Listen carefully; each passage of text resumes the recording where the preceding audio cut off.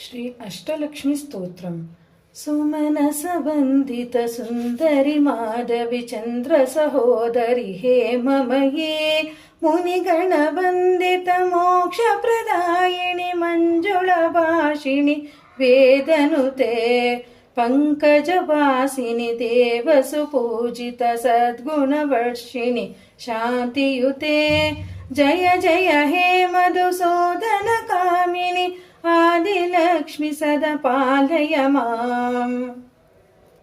I कलिकल्मषनाशिनि कामिनि वैदिकरूपिणि वेदमयी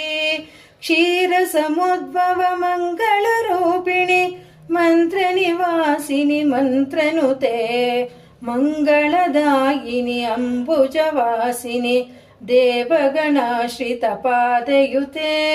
जय जय हे मधुसूदन कामिनि धान्यलक्ष्मी सदा पालय माम् जय वरवर्णिनि वैष्णवि भार्गवि मन्त्रस्वरूपिणि मन्त्रमयी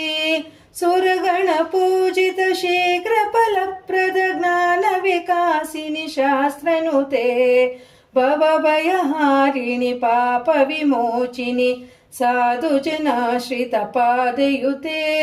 जय जय हे मधुसूदन कामिनि धैर्यलक्ष्मी सदा पालय माम्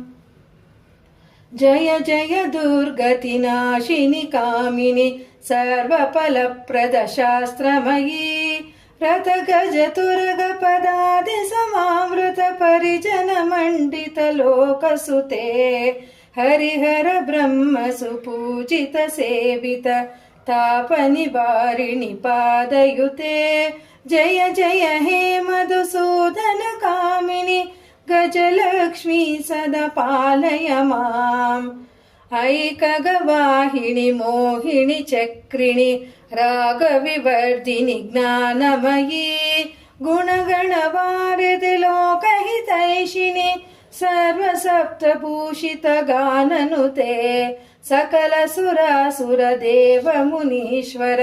मानव वंदित पादयुते जय जय हे मधुसूदन कामिनि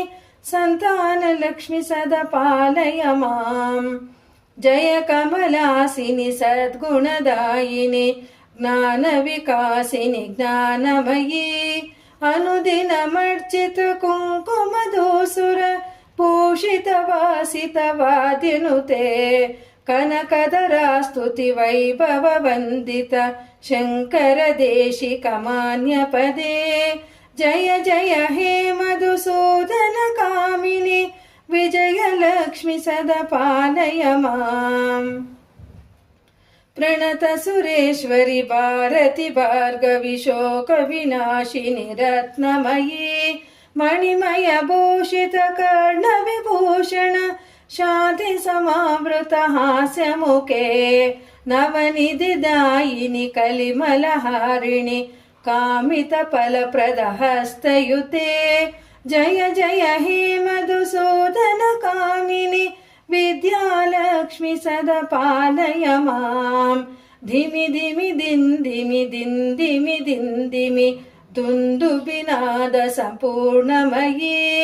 गम गम गम गम गम गम गम गम शङ्खनिनाद सुवाद्यनुते वेद पुराणेतिहास सुपूजित वैदिक मार्ग प्रदर्शयुते जय जय हे मधुसूदन कामिनि धनलक्ष्मी सदा पालय माम् धनलक्ष्मी सदा पालय माम् धनलक्ष्मी रूपेण सदा पालय माम् इति अष्टलक्ष्मी स्तोत्रं सम्पूर्णम्।